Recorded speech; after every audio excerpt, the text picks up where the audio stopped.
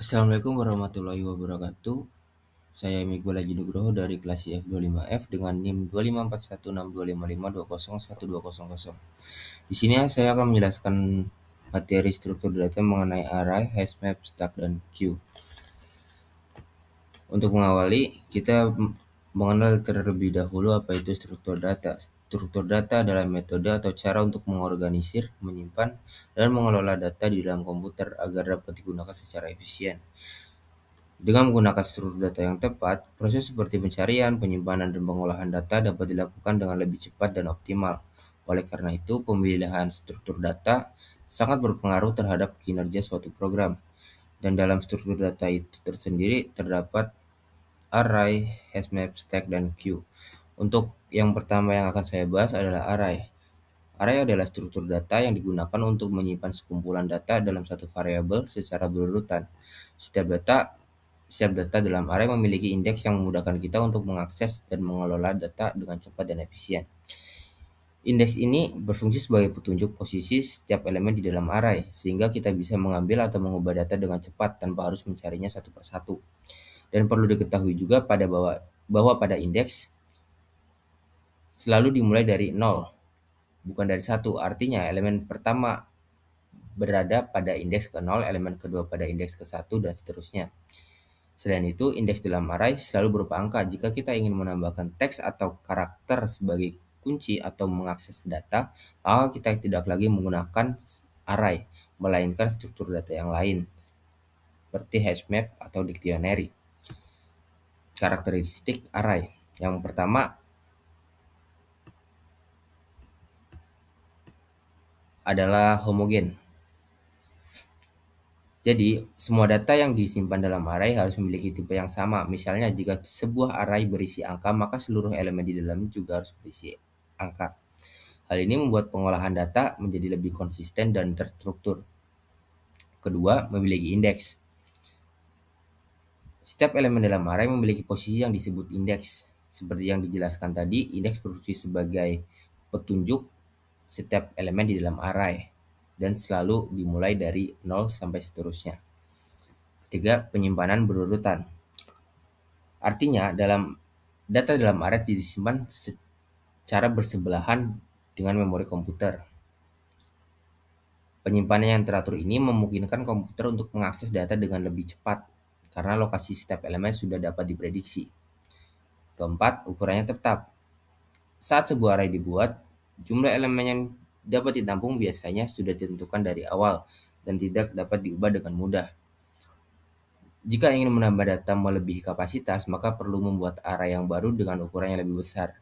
Hal ini berbeda dengan beberapa struktur data yang lainnya yang lebih fleksibel. Terakhir, akses elemen cepat. Array memiliki keunggulan dalam akses elemen yang cepat yang dikenal dengan random access. Ini berarti waktu yang dibutuhkan untuk mengambil suatu elemen dalam array tidak bergantung pada jumlah data yang ada, baik mengambil elemen pertama, tengah, maupun terakhir. Semua dapat dilakukan dengan sangat cepat hanya dengan menggunakan indeksnya. Kemudian, analogi array dalam kehidupan sehari-hari. Analoginya bisa digambarkan seperti rak buku. Kenapa?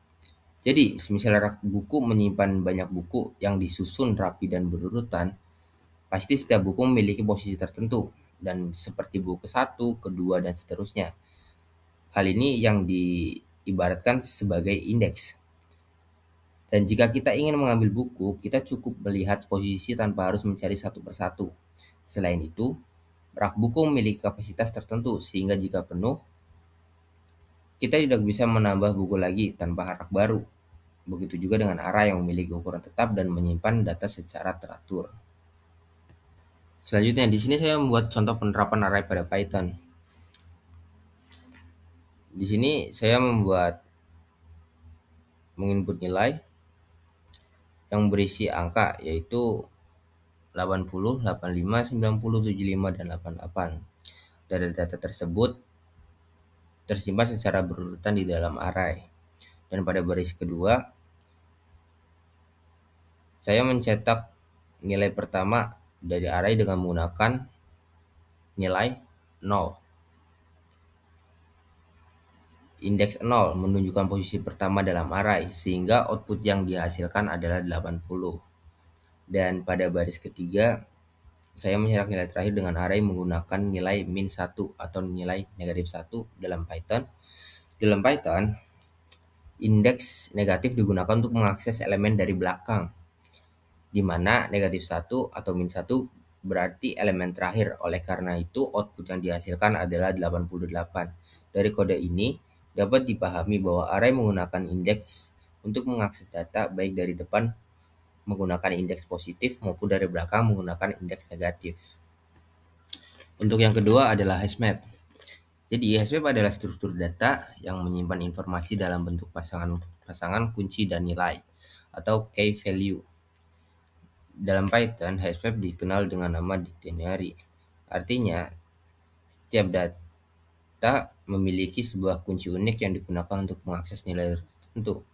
Dengan adanya kunci ini, proses pencarian data bisa digunakan dengan cepat tanpa harus mencari satu persatu seperti pada array. Dan dalam Python, hashmap dikenal dengan nama dictionary. Dictionary memungkinkan kita untuk menyimpan berbagai jenis data dan mengaksesnya menggunakan kunci, bukan berdasarkan indeks angka seperti pada array. Karakteristik hashmap. Yang pertama menggunakan key value, di mana setiap data disimpan dalam bentuk pasangan. Kunci digunakan sebagai identitas untuk mengakses nilai tertentu, sehingga setiap nilai dapat ditemukan dengan cepat hanya dengan mengetahui kuncinya. Kedua, akses data cepat. Dengan menggunakan mekanisme hashing, hashmap mampu menemukan data tanpa harus menelusuri seluruh isi data satu persatu. Hal ini membuat proses pencarian menjadi jauh lebih efisien dibanding dengan struktur data biasa.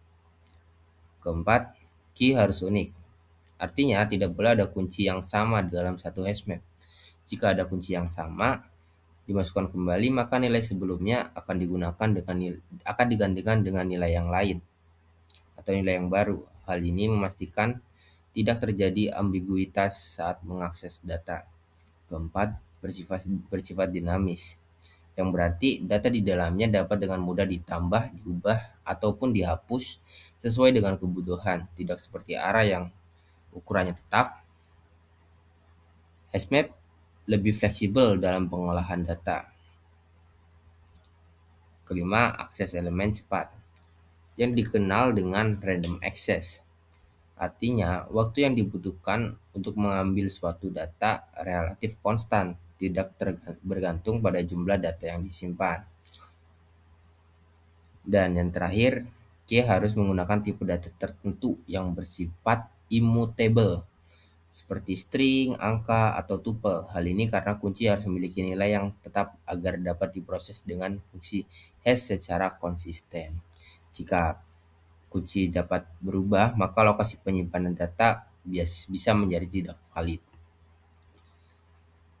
Dalam kehidupan sehari-hari, hashmap dapat dianalogikan seperti kamus bahasa. Mengapa? Jadi dalam kamus, setiap kata kan memiliki kunci, key. Setiap kata adalah kunci dan artinya adalah nilai, value. Untuk mengetahui arti suatu kata, kita cukup mencari katanya tanpa harus membaca seluruh isi kamusnya. Begitu juga dengan hashmap. Kita bisa langsung mengakses data menggunakan kunci dengan cepat. Selain itu, setiap kata dalam kamus bersifat unik, sama seperti key pada hashmap yang tidak boleh sama.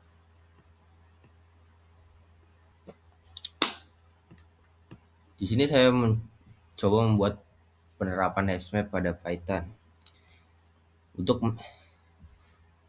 Saya menggunakan struktur data dictionary di Python untuk menyimpan dan mengelola data seorang siswa. Dan pada bagian awal, saya membuat dictionary bernama siswa yang berisi beberapa pasangan key value, yaitu nama Andi, umur 17, dan nilai 90. Di sini, key seperti nama dan nilai digunakan untuk mengakses data yang terkait. Dan selanjutnya, program mengakses data. Dengan mencetak nilai dan key, nama dan nilai, menggunakan siswa input nilai dan siswa input nama, hasilnya ditampilkan nama siswa yaitu Andi, nilainya 90. Kemudian, program menambahkan data baru ke dalam dictionary dengan menambahkan key alamat yang berisi nilai Bandung. Setelah itu, dilakukan perubahan data, mengubah data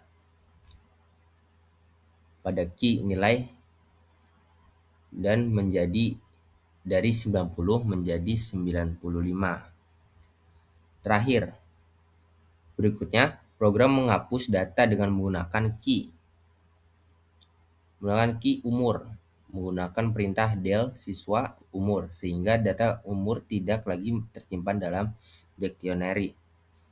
Terakhir, program mencetak data baru dari dictionary siswa yang kini berisi nama, nilai yang sudah diperbarui, dan alamat. Hasilnya, nama Andi nilai 95 dan alamat Bandung. Dari kode ini dapat dipahami bahwa dictionary bersifat fleksibel karena data di dalamnya dapat dengan mudah diakses, ditambah, diubah, dan dihapus menggunakan key. Untuk yang ketiga yaitu stack. Stack adalah struktur data yang menggunakan prinsip LIFO, last in, first out. Jadi, stack adalah struktur data yang menggunakan LIFO tentunya, yang berarti data yang terakhir masuk adalah data yang pertama kali keluar. Konsep ini mirip seperti tumpukan benda. Contohnya adalah tumpukan piring. Dan dalam stack terdapat dan stack memiliki beberapa karakteristik, yaitu yang pertama last in first out. Seperti yang tadi, data yang masuk pertama keluar, data yang keluar pertama, yang masuk terakhir keluar pertama. Dan kedua, operasi push. Dalam stack terdapat dua operasi utama, yaitu push dan pop. Operasi push digunakan untuk menambahkan data ke bagian atas stack, sedangkan pop digunakan mengambil atau menghapus data dari bagian atas stack. Karena hanya bagian atas yang bisa diakses, elemen yang paling terakhir dimasukkan akan menjadi pertama dikeluarkan.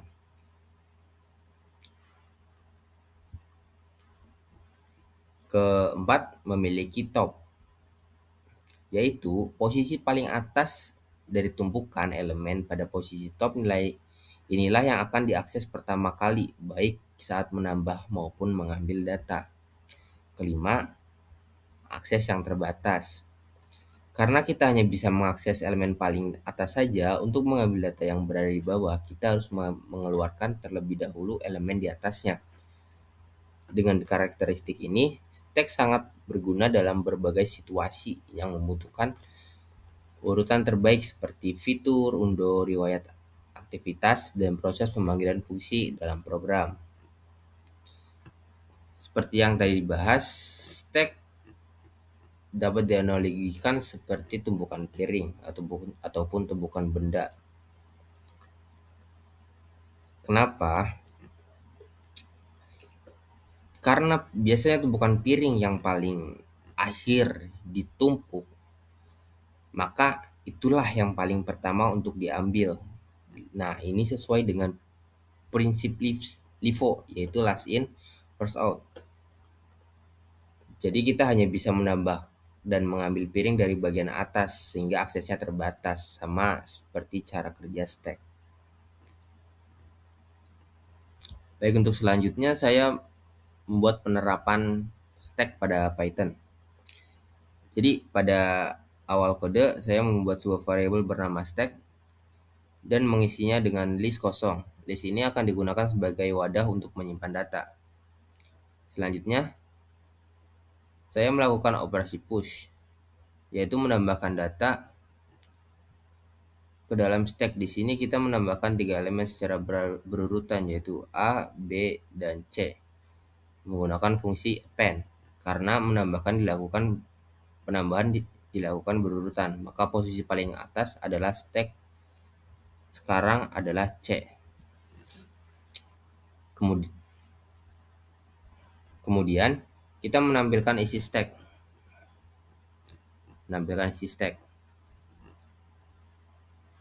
Dengan perintah print, hasilnya menunjukkan bahwa stack berisi 3 data, yaitu A, B, dan C. Setelah itu, kita melakukan operasi pop, yaitu mengambil sekaligus menghapus data teratas dari stack.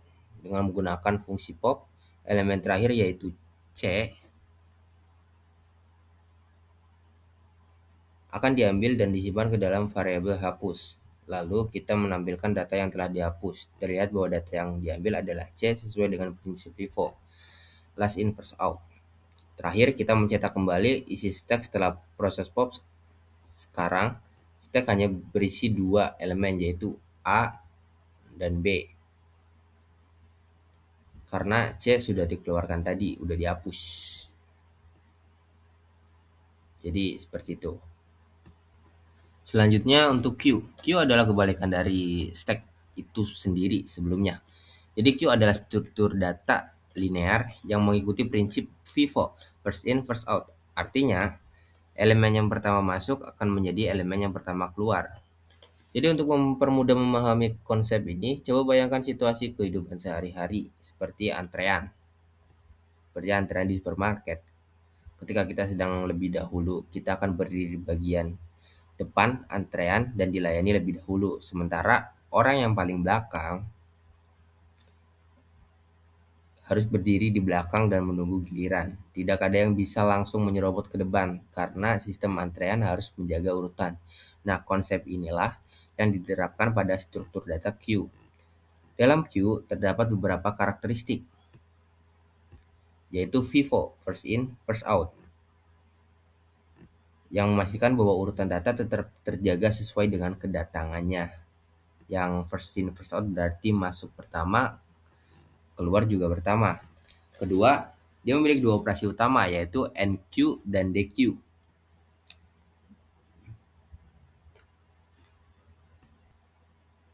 Jadi NQ adalah proses menambahkan elemen di dalam antrean. Penambahan ini selalu dilakukan di bagian belakang antrean, sedangkan DQ adalah proses menghapus atau mengambil elemen dari antrean yang selalu digunakan dari bagian depan. Selanjutnya, Q juga memiliki front bagian depan, head, dan rear bagian belakang, tail.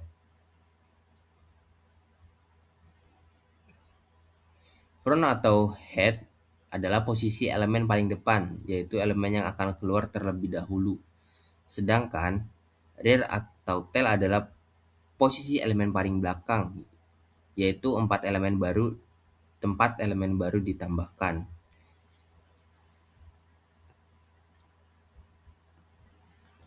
Dan yang kelima adalah aksesnya terbatas. Jadi karakteristik berikutnya adalah akses terbatas. Berbeda dengan array atau list yang memungkinkan kita mengakses elemen secara bebas, pada Q kita hanya bisa menambahkan elemen dari belakang dan mengambil elemen dari depan. Kita tidak bisa langsung mengambil elemen di tengah tanpa mengeluarkan elemen sebelumnya.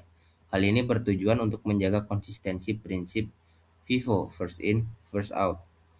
Dan dalam penerapannya, Q banyak digunakan dalam berbagai sistem, baik kehidupan sehari-hari maupun dalam dunia komputer. Contohnya seperti tadi, kayak antrean pelanggan, sistem antrean tiket, hingga pengolahan data komputer seperti antrean print dokumen atau penjadwalan tugas. Dengan memahami Q, kita bisa melihat bagaimana sebuah sistem dapat mengatur urutan secara adil dan terstruktur, sehingga setiap elemen diproses sesuai dengan waktunya. Dan di sini saya membuat penerapan Q pada Python. Di sini saya membuat sebuah variabel bernama Q dan menginisialisasikannya sebagai list kosong. List ini akan digunakan sebagai menyimpan data. Selanjutnya, kita akan melakukan operasi NQ, yaitu menambahkan data ke dalam queue. Di sini, saya menambahkan 3 angka secara berurutan, 10, 20, 30, menggunakan fungsi append. Karena queue bersifat FIFO, maka data pengguna yang masuk adalah 10, diikuti 20, dan terakhir 30. Kemudian, kita menampilkan isi queue menggunakan perintah print. Hasilnya menunjukkan bahwa queue berisi 3, yaitu 10, 20, dan 30, sesuai urutan yang dimasukkan. Selain itu, kita melakukan operasi dequeue, yaitu mengambil sekaligus menghapus data paling depan dari queue. Pada kode ini, kita menggunakan pop 0 yang berarti menghapus elemen pada indeks ke-0, yaitu elemen pertama. Dengan demikian, angka 10 akan dihapus dari queue, karena 10 adalah indeks ke-0 yang pertama. Terakhir, kita menampilkan kembali isi queue setelah proses dequeue. Sekarang queue hanya berisi 20, 30, 20 dan 30 karena elemen pertama sudah dikeluarkan, yaitu 10. Dan melalui contoh ini dapat dipahami bahwa queue bekerja dengan sistem antrean di mana data masuk dari data belakang dan keluar dari depan sesuai dengan prinsip FIFO.